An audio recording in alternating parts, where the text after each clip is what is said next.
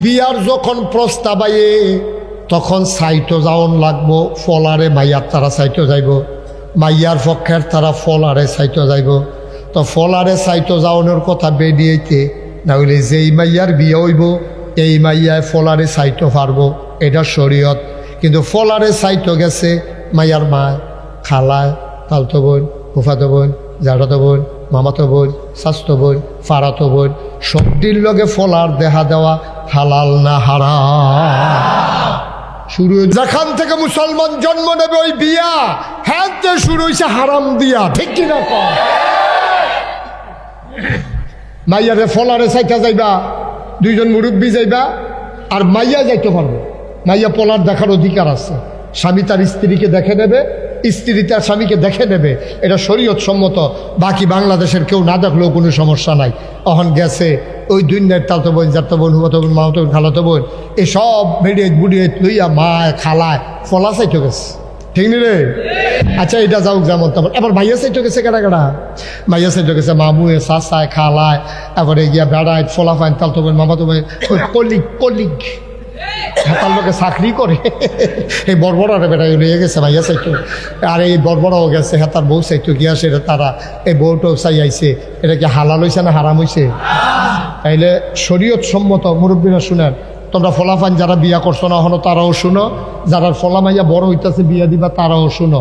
ফলার দেখতে যাবে ছেলের বাবা আর মেয়ের বাবা, মেয়ের ভাই, মেয়ের চাচা, মেয়ে, 4-5 জন। যদি এটা যাওয়াটা সরম মনে করে কোনো একটা রেস্টুরেন্টে অথবা কোথাও তারা বৈশা ছেলে মেয়ে একান্তে 5 মিনিট কথা বলার জন্য দেবেন। দূর থেকে বসে ওরা কথা বলবে, কাছাকাছি সামনাসামনি বসে কথা বলবে যে আপনার কেমন পছন্দ, আমি এভাবে চলতে চাই, আপনি কি পর্দা করতে সমস্যা আছে? ছেলে মাইয়া জিগাইব, মাইয়া আবার কইব আমি কইলাম পর্দা করাম, আপনি কি ফেসবুকে আমার ছবি দিবেন? অনেকে বিয়ার পরে দেয় না, তোরার বা বিয়ে, বিয়ার পরে ফেসবুকে ছবি দিছে তোরার বা বিয়ে।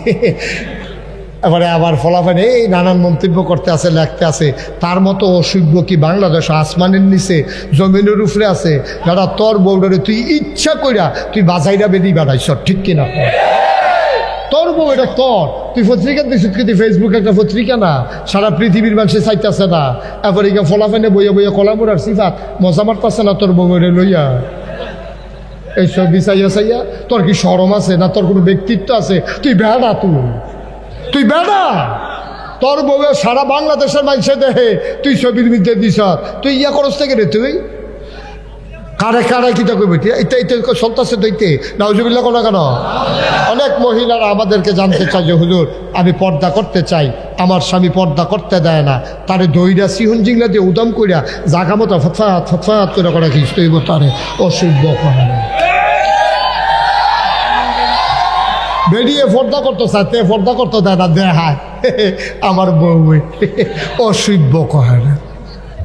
আসেনি রে কারবা? তাহলে সূর্যোদয় হারাম দিয়া, কি দিয়া?